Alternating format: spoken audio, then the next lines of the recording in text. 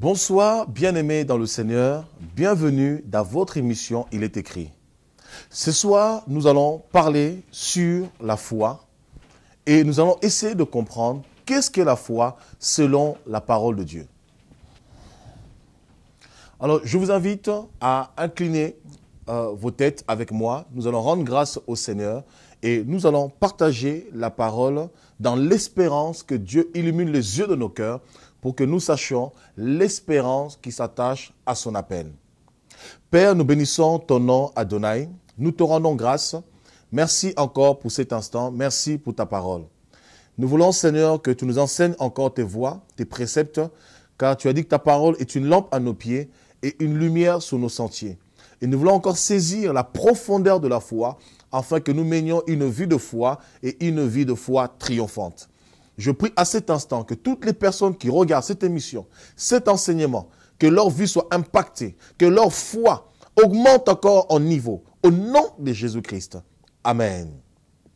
Que le Seigneur soit grandement béni. Alors bien aimés, je vous invite à cet instant même à aller avec moi dans le livre des Hébreux, chapitre 11, à partir du verset 1 jusqu'au verset 6. Or la foi est une ferme assurance des choses qu'on espère, une démonstration de celles qu'on ne voit pas. Pour l'avoir possédée,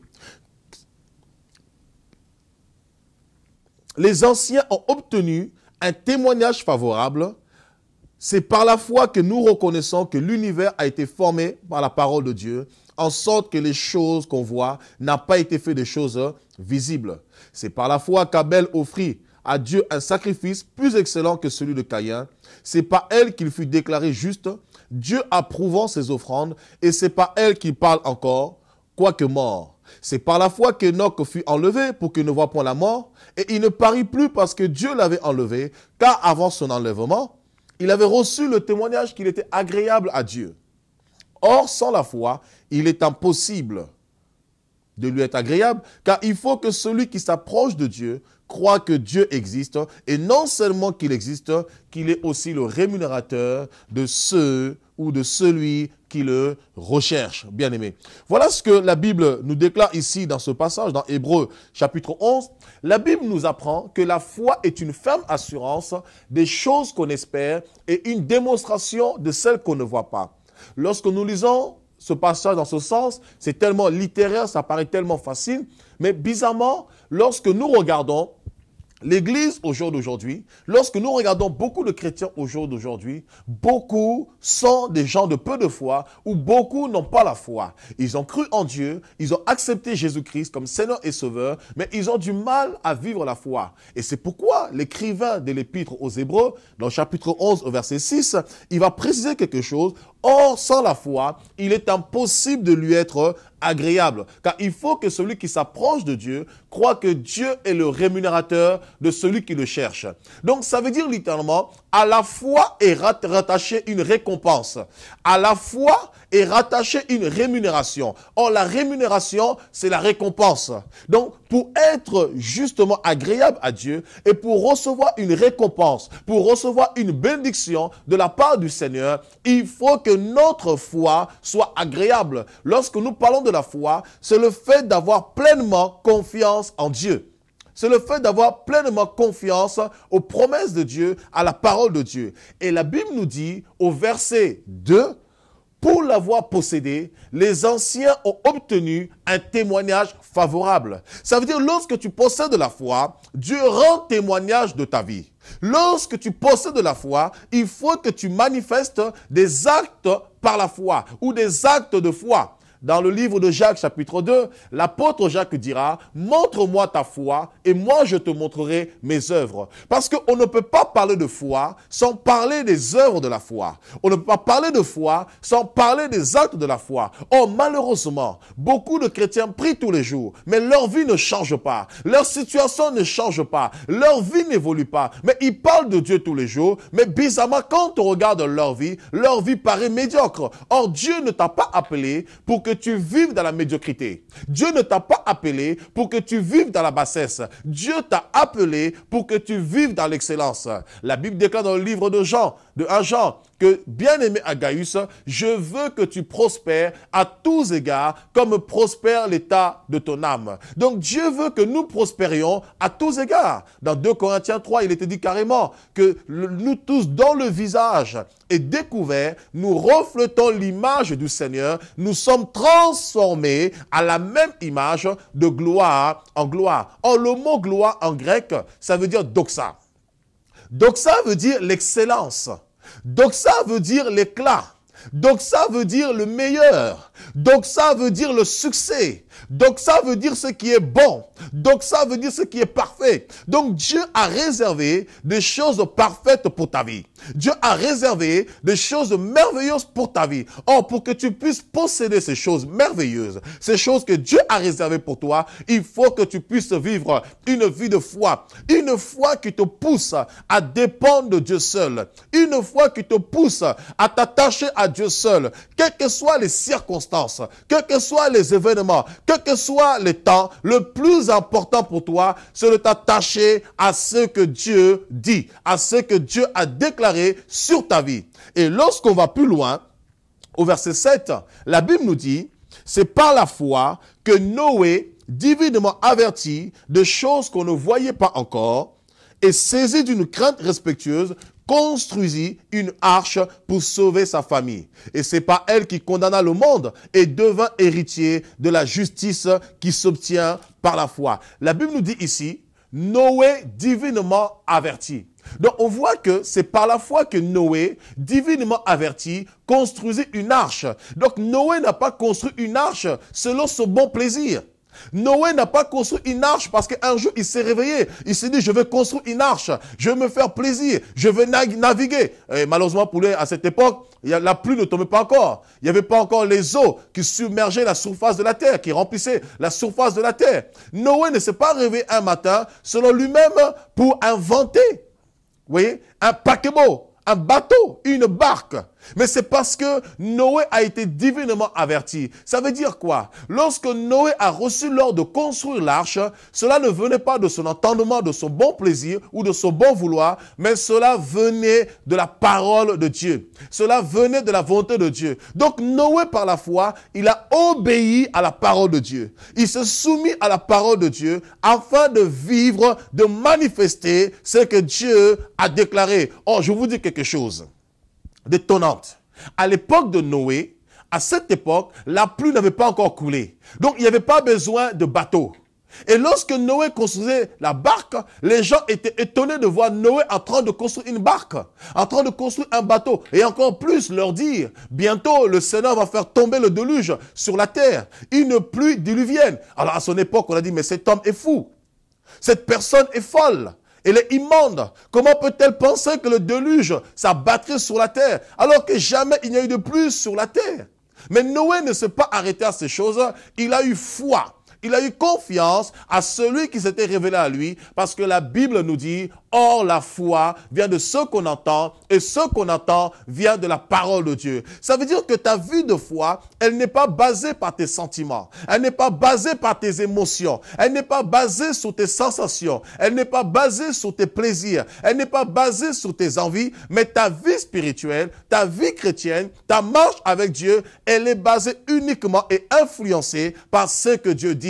Lorsque tu t'attaches à la parole de Dieu produira la foi en toi. La parole de Dieu produira l'assurance en toi parce que la Bible nous dit dans Hébreux chapitre 1 au verset 3, Dieu soutient toutes choses par sa parole. Or, la foi ne vient pas de l'homme, mais la foi vient de Dieu parce que la foi est une personne. La foi, c'est Dieu. La foi, c'est Dieu. La foi, c'est la parole de Dieu. Et lorsque tu t'attaches à la parole, Dieu ne peut que te soutenir dans des moments difficiles. Dieu ne peut que te soutenir dans des moments d'angoisse, dans des moments de calamité, dans des moments de souffrance, parce que Dieu n'abandonne jamais ses enfants. Et lorsqu'une parole sort de sa bouche, la parole court avec rapidité. Lorsqu'une parole sort de la bouche, Dieu s'y attelle à accomplir sa parole, parce qu'il n'est pas un homme pour mentir, et encore moins un fils de l'homme pour se repentir. Ce que Dieu dit, quels que soient les temps, les circonstances, il finira par l'accomplir à condition que, mon ami, tu sois fidèle. Et c'est la raison pour laquelle dans Luc chapitre 18, Jésus va illustrer une parabole. Il va illustrer une femme, qui est une parabole concernant une femme qui avait besoin qu'on lui fasse justice par rapport à sa partie adverse. Elle va se rendre auprès d'un juge, un juge inique. Elle va demander à ce juge de lui faire justice par rapport à sa partie adverse. Et le juge inique ne voulait pas écouter cette femme. Il a méprisé la femme, il a ignoré la femme. Mais parce qu'elle a insisté, parce qu'elle avait foi dans sa démarche, elle avait confiance, elle avait la certitude, quelles que soient les circonstances, quel que soit le temps, moi ce que je veux, c'est que je sois justifié. Alors je veux que mon problème soit réglé. Et la Bible nous déclare ici après, la femme va être justifiée par le juge unique et Jésus va reprendre la parole et il posera la question, lorsque le Fils de l'homme reviendra sur la terre, trouvera-t-il encore la foi? Donc si Jésus pose la question, c'est parce qu'il sait pertinemment que beaucoup, ils vont commencer avec la foi, mais avec le temps, à cause de l'usure du temps, à cause des difficultés, à cause des combats, à cause du siècle présent, à cause des événements, à cause des intempéries, à cause des souffrances, à cause des persécutions, ils viendraient à abandonner la foi. Et c'est la raison pour laquelle Jésus pose la question. Mais je suis là ce soir pour fortifier ta foi. Je suis là ce soir pour encourager ta foi. Je suis là ce soir pour t'exhorter, mon ami, bien-aimé, à ne pas sortir du plan de Dieu, à ne pas sortir de la pensée de Dieu, pour que tu t'attaches à la parole de Dieu, parce que Dieu est fidèle. Dieu ne peut jamais mentir, Dieu est fidèle. La Bible nous dit dans 2 Timothée, chapitre 2 au verset 13, celui qui a fait la promesse, il est fidèle et il ne peut jamais se renier. Dieu est fidèle. Alors regardez quelque chose avec moi. Dieu appelle un homme du nom de Abraham. Voyez un petit peu. Allons dans Genèse chapitre 12. C'est un homme qu'on appelle le père de la foi, notre modèle parfait. Genèse chapitre 12.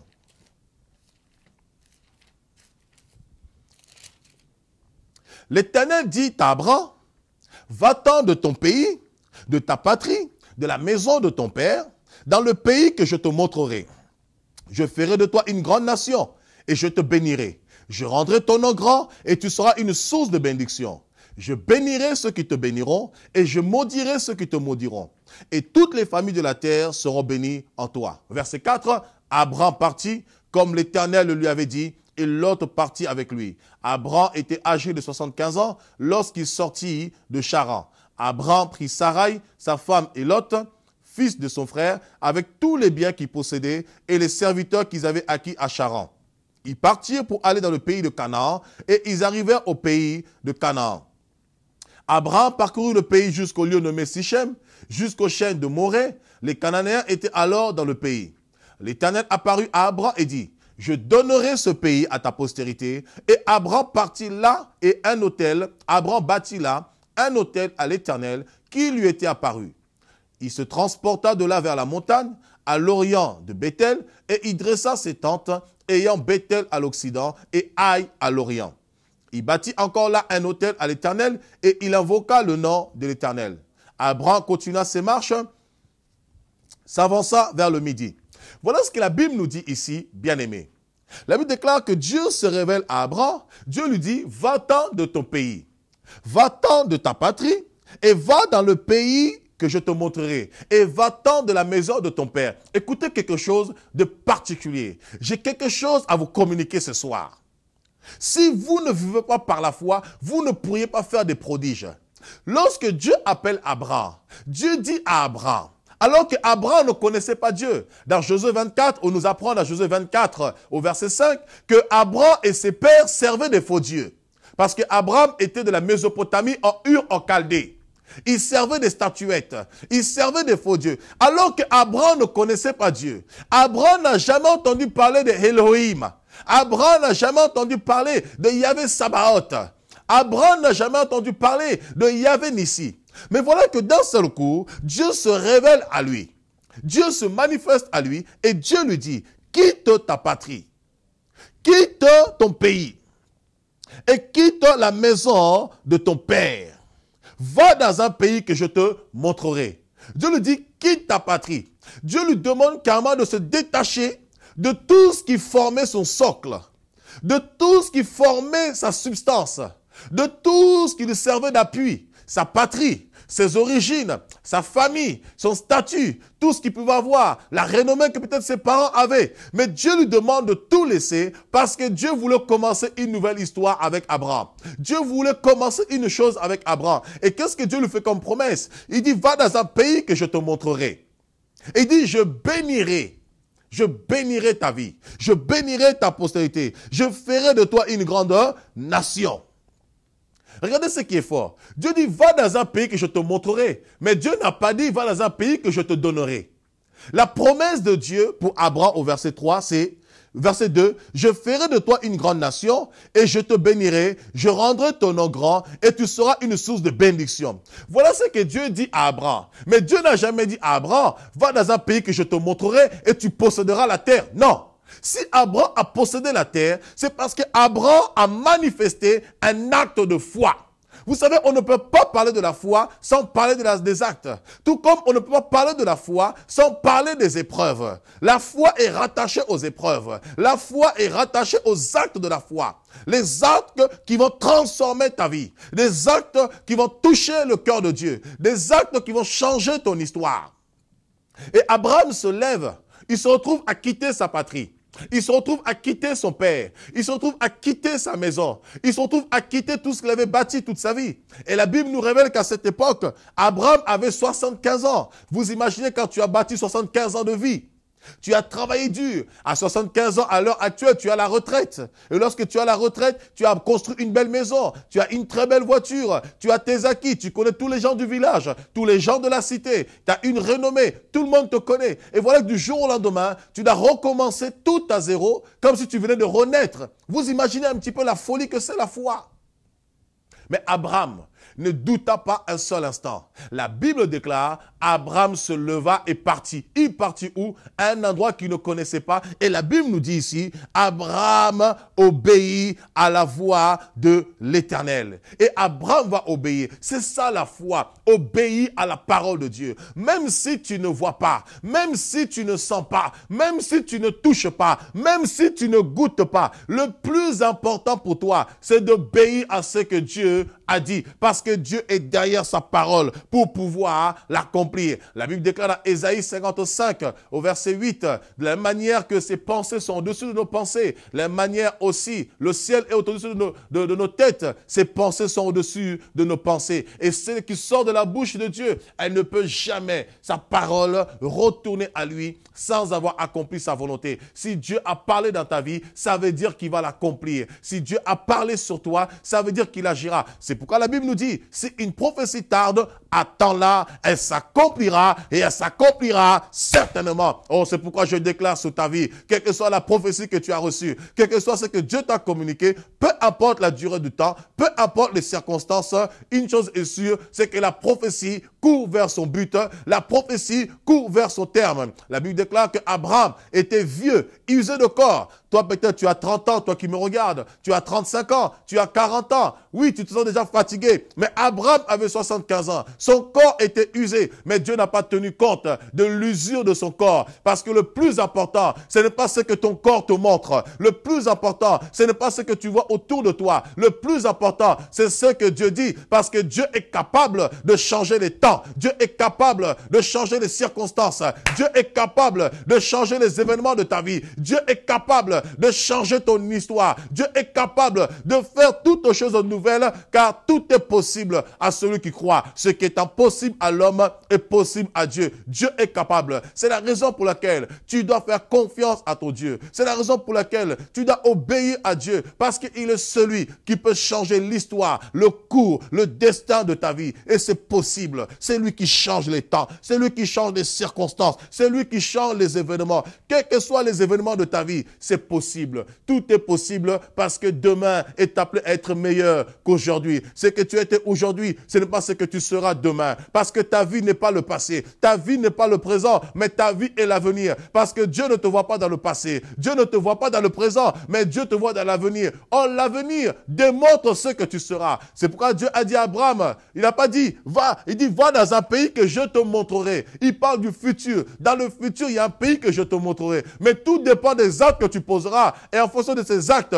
soit tu traverseras le pays ou tu posséderas le pays. Mais Dieu veut que tu possèdes ta richesse. Dieu veut que tu possèdes tes promesses. Dieu veut que tu possèdes ta bénédiction. Dieu veut que tu possèdes les choses qui t'appartiennent. Les choses que Dieu a réservées pour ta vie.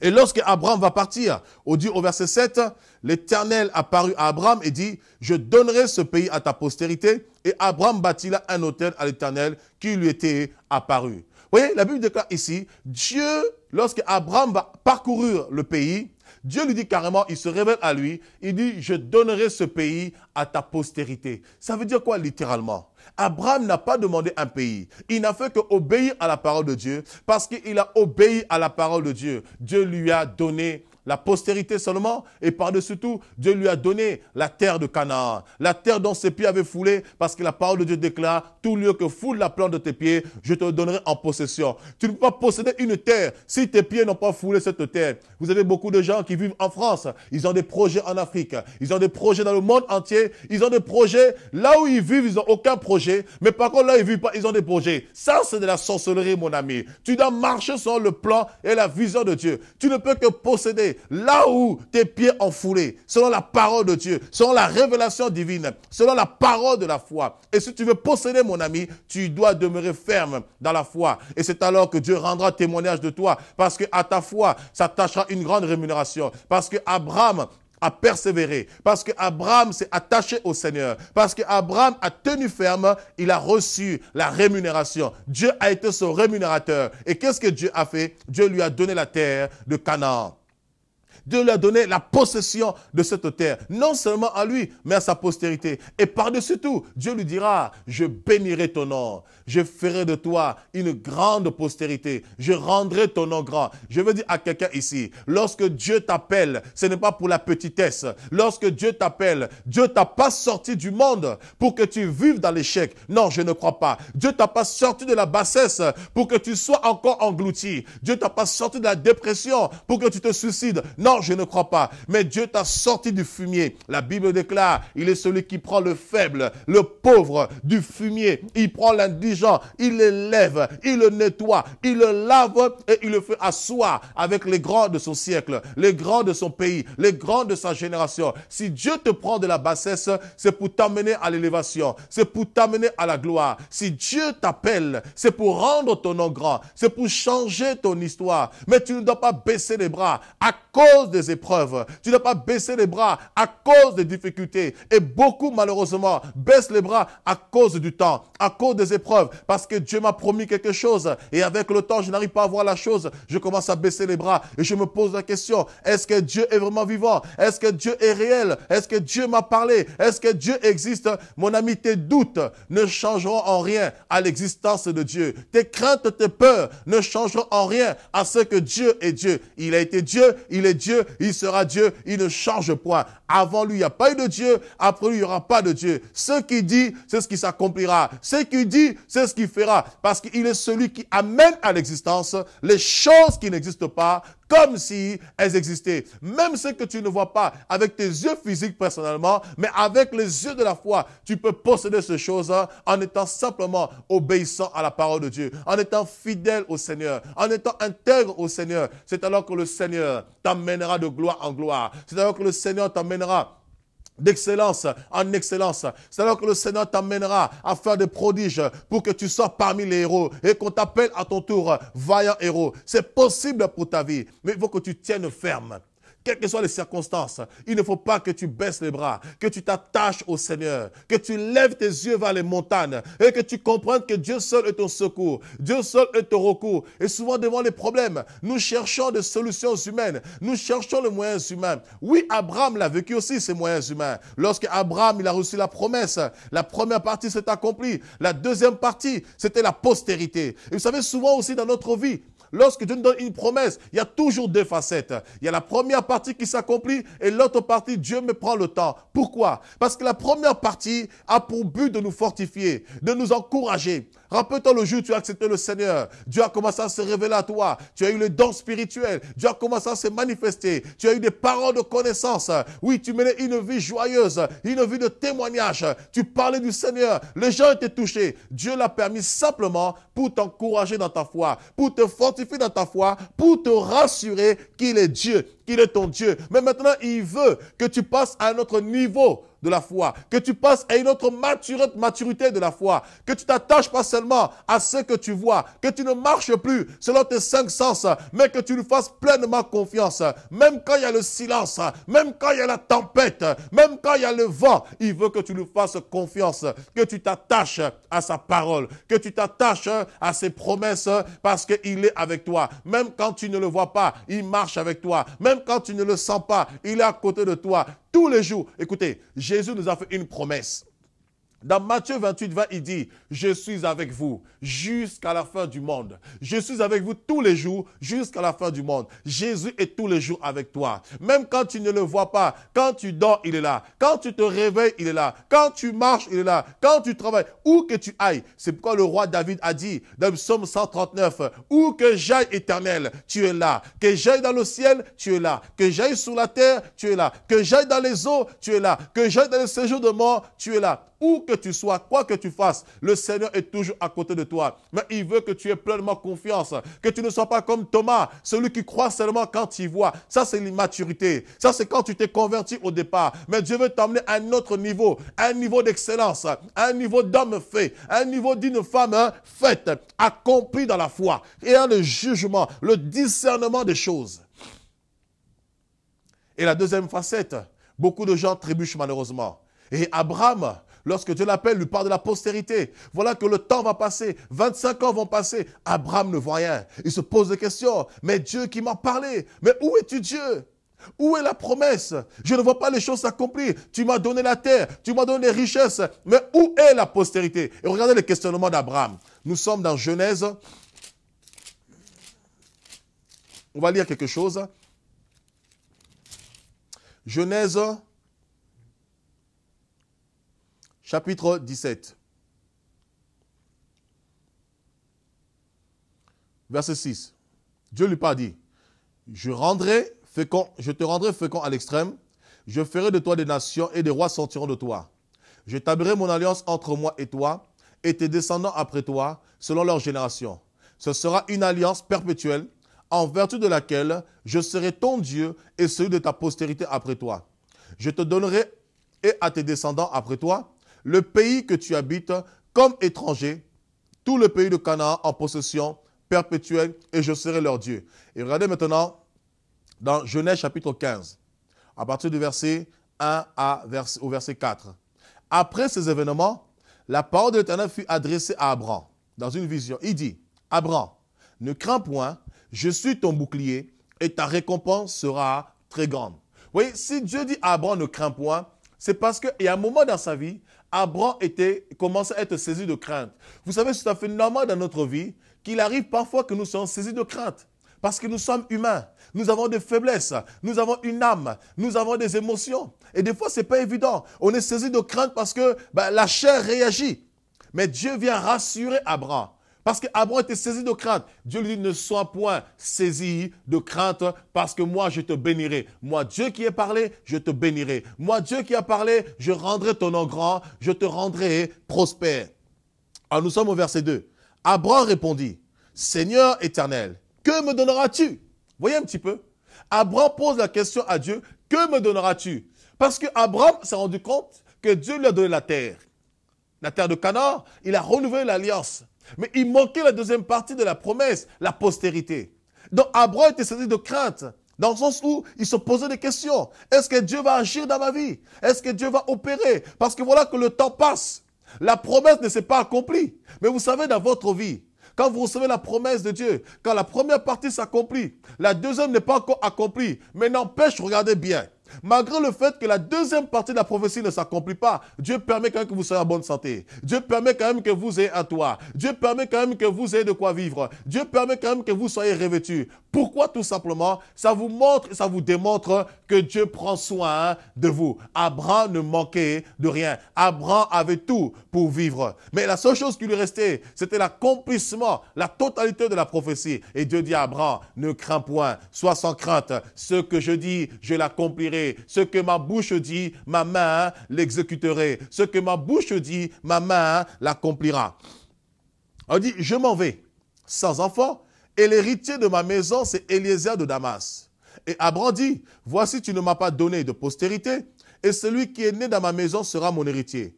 Alors la parole de l'Éternel lui fut adressée ainsi, ce n'est pas lui qui sera ton héritier, mais c'est celui qui sortira de tes entrailles qui sera ton héritier. Et après l'avoir conduit dehors, il dit, regarde vers le ciel et compte les étoiles, si tu peux les compter. Il lui dit, telle sera ta postérité. Abraham eut confiance en l'Éternel, qui le lui imputa à justice.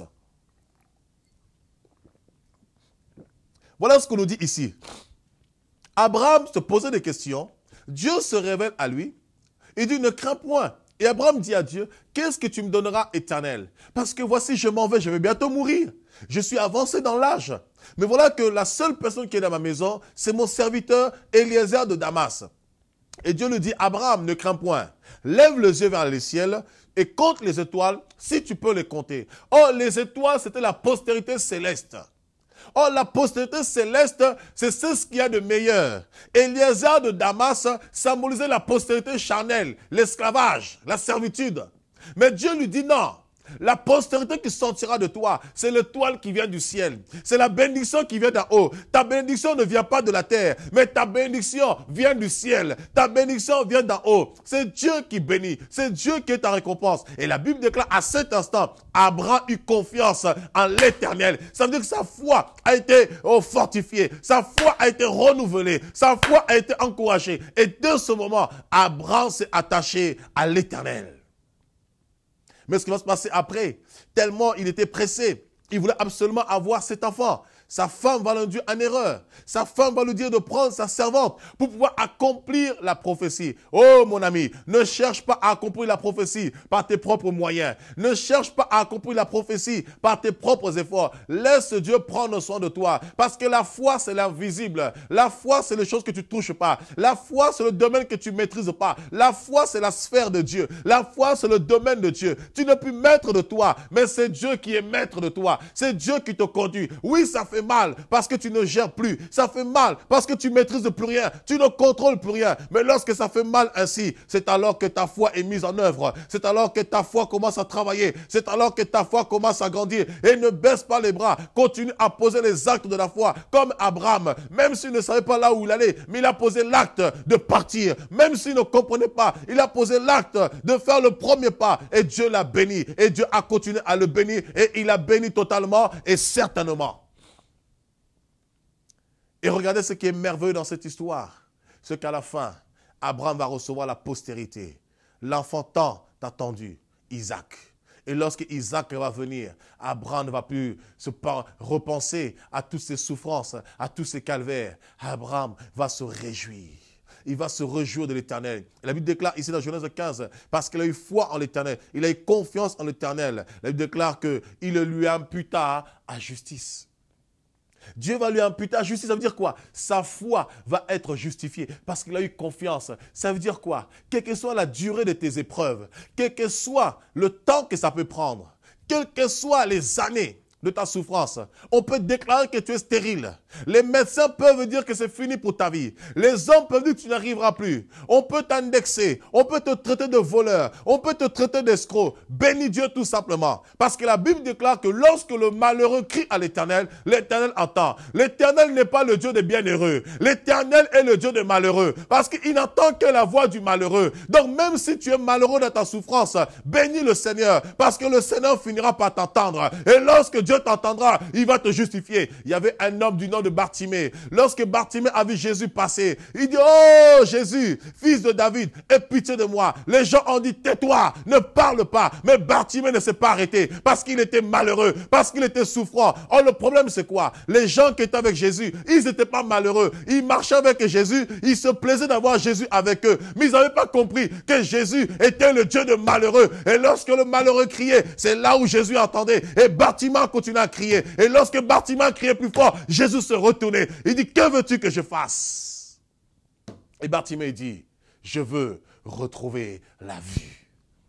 Oh Jésus, fils de David, aie pitié de moi. Et les gens vont dire à Bartimée, oh tais-toi, il ne veut pas de toi, tais-toi, tu déranges le maître. Et les mêmes gens qui ont dit à Bartimée, tais-toi, tu déranges. Jésus leur a dit, allez appeler Bartimée. Oh, je veux te dire mon ami, toi qui me suis à cet instant, les mêmes gens qui ont dit hier que tu es un sorcier, les mêmes qui ont dit hier que tu vas échouer, les mêmes qui ont dit hier que tu es condamné, les mêmes qui ont dit hier que tu n'enfanteras pas, les mêmes qui ont dit hier que tu ne réussiras pas, les mêmes qui ont dit hier que tu ne pourras pas prospérer. Je veux te dire quelque chose, c'est les mêmes qui vont t'acclamer, soit devant toi ou dans les coulisses. C'est les mêmes qui reconnaîtront que Dieu marche avec toi, parce que lorsque tu auras tellement crié et que l'Éternel aura entendu tes cris et que l'Éternel aura entendu tes prières, c'est alors qu'il agira. Et lorsque Dieu agit, cela se sait à la vue de tous, et c'est alors qu'ils verront que Dieu est avec toi. Et s'ils ne le reconnaissent pas, mais ils sauront qu'en toi, il y a quelque chose de différent, ou je dirais encore plus, il y a une personne qui produit la différence en toi, parce que Christ en toi, c'est l'espérance de la gloire. C'est pourquoi, mon ami bien-aimé,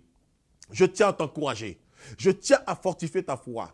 Je veux te dire à cet instant même, ne baisse pas les bras, ne te décourage pas, parce que la foi que tu as, que personne ne puisse te l'arracher. La Bible déclare dans Ecclésiaste 3, plutôt dans Apocalypse 3, voici je reviens bientôt, garde ce que tu as et que personne ne prenne ce que tu as. La foi que tu as, la promesse que tu as reçue, la vision que tu as reçue, même si personne croit en toi, crois toi-même en toi-même. Même si personne ait confiance en toi, aie confiance en toi-même. Même si personne ne t'estime, estime-toi toi-même. C'est quoi Paul a dit à Timothée, que personne ne méprise ta jeunesse, que personne ne te méprise, que personne ne te déconsidère. Crois seulement en Dieu, que ton cœur ne se trouble pas. Crois en Dieu et crois en toi-même et tu iras de l'avant. Tu verras la vision s'accomplir parce que Dieu est fidèle. David a dit, j'étais jeune, j'ai vieilli, je n'ai jamais vu le juste abandonner sa postérité encore moins mendier le pain. Oh, je veux te dire, même s'il y a un temps de calamité, même s'il y a un temps de souffrance, mais il y aura aussi un temps de réjouissance,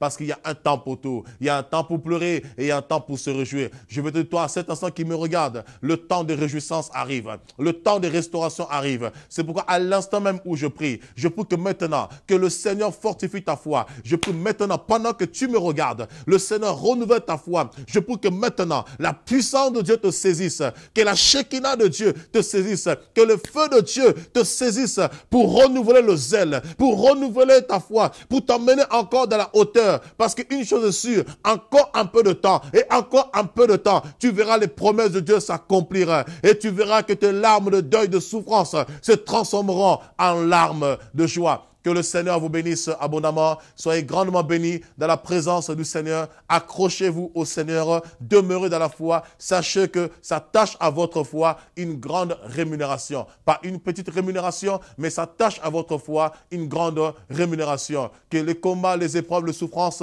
ne puissent pas vous arracher votre rémunération parce que votre rémunération est grande. Que le Seigneur vous bénisse abondamment. Je vous aime dans le nom du Seigneur Jésus-Christ et retrouvez-moi pour la prochaine émission. Il est écrit, ciao, ciao, que Dieu vous bénisse.